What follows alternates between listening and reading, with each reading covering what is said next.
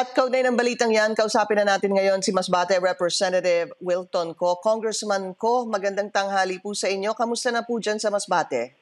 Yes, good afternoon, Miss Pinky. Actually ngayon po nagda-damage assessment kami kung ano na po yung kung sino po yung mga naapektuhan nitong mga lindol. Kanina nga po, actually nasa epicenter ako mismo, nasa Katayngan. So, damang-dama natin yung lindol. And after nung lindol, nung nag-damage assessment tayo, nasaktuhan naman natin yung rescue nung yung bahay na nasira. So, doon po tayo pumunta and then sumakidalang buhay na rin po. Hindi na rin po natin inabutan na talaga. So, pasalamat na lang din po kami sa BFP and sa PNP na tumulong din po pag-rescue. Na-retrieve yung body pero hindi na po namin inabutan na rin na buhay. Yung pong sumakabilang buhay, Congressman, natabunan ng sarili niyang bahay? Yun ho ba nangyari? Yes po, apa. Yung buong bahay niya po, talagang nasira po and then natabunan siya. So siguro mga 2 hours yung retrieval po namin doon. And then after nun, dead on arrival na rin po siya sa ospital. Mag-isa po siya? Actually, kasama niya po yung family niya. Nakatakbo palabas yung family niya, yung wife niya and yung mga kids niya. And siya lang yung natira doon sa loob. Kumakain po yata. So, naiwan siya sa loob. And then, nung umikot kami ngayon sa Katayngan, actually, ang report sa amin and nakita ko po mismo, mga 3 bahay din yung totally wrecked. Talagang nawasak po. Then, yung pier namin sa munisipyo ng Katayngan din, may mga cracks din and medyo nasira rin. So parang hindi yata feasible na may makadak pa dun. Mga trucks hindi rin po pwede. And kagaya nga sabi kanina, yung mga daanan din po bitak-bitak din po . So far, Congressman, meron pa po bang ibang bahay o istruktura na nag-collapse at nagkakaroon po ng search and rescue? As of now, wala naman po. Bale, yung isang bahay lang po nung namatayan, yun doon lang po talaga nagkaroon ng search and rescue. Dahil siya nga yung nadaganan doon. Sa ibang mga bahay po, wala naman po. So may mga totally collapse na bahay, pero wala naman pong naipit na mga tao. Antindi po nung earthquake, Congressman, 6.6. Kanina nakausap din po namin yung sa Risk Reduction Management Office ninyo sa Masbate at inilarawan niya sa amin gaano katindi yung naging pagyanig. Yes, actually kung taga Masbate City po yun, medyo malayo po yun sa epicenter. Hindi kasing lakas nung dito po talaga sa Katayngan yung pagyanig. Talagang sobrang lakas, ilang lindol na rin po yung nadatnan ko, no? Pero ito yung halos pinakamalakas na na-experience namin.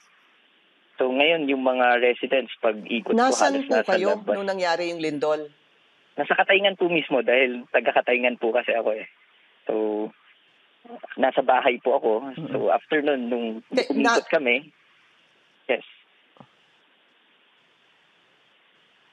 Go ahead, Congressman. Nasa bahay po kayo. So, nasa bahay kami. And then, pakilarawan po sa amin kung anong naramdaman ninyo. Yes, nung nasa bahay kami, sobrang... alam mo yun, talagang lumilindol talaga siya, sobrang lakas. And then, nagsibasagan nga yung mga gamit din namin doon dahil halos nawasak yung mga TVs, nahuhulog, ganun, yung mga painting, wall paintings, ganun, nahuhulog na rin. So, nagbasag lahat. And then, right after nun, siguro mga 20 seconds yata yung tremor. Right after nun, lumabas kami, inikot ko rin muna yung constituents kung anong nangyari. So, makikita mo sa labas yung shock ng mga constituents namin sa Katayngan, no? Siyempre, takot na takot. And then, siguro, during that time, may mga aftershocks din. Although, medyo mahihina naman na rin yung aftershocks. So, nakikita mo yung mga residents namin, puro at a state of shock sila. Hindi alam kung ano muna yung gagawin. Puro nasa labas lahat ng bahay.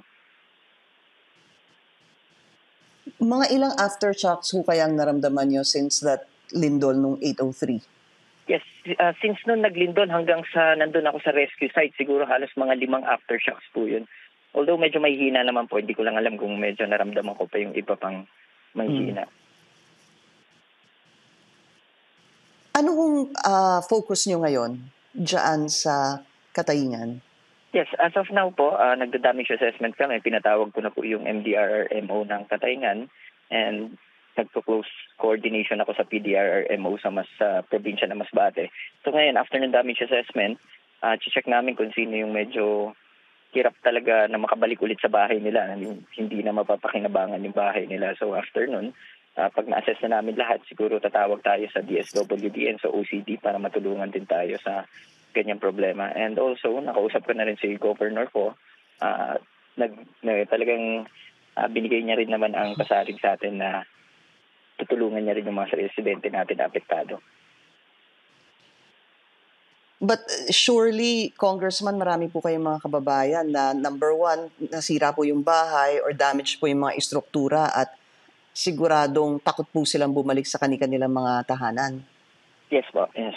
Panigurado po yan dahil kanina pa lang po kahit ako ganun din nararamdaman ko na parang mahirap din bumalik muna kagad sa tahanan dahil siyempre dahil tatakot tayo sa mga aftershocks din. Pero as of now, yung MDRRMO naman sa Katayngan ang tawag sa amin, bandilyo sila na keep calm lang muna yung mga tao and then yung may mga aftershocks, so keep safe lang muna, hindi muna tayong tumambay sa loob ng mga kung anong mga infrastructures.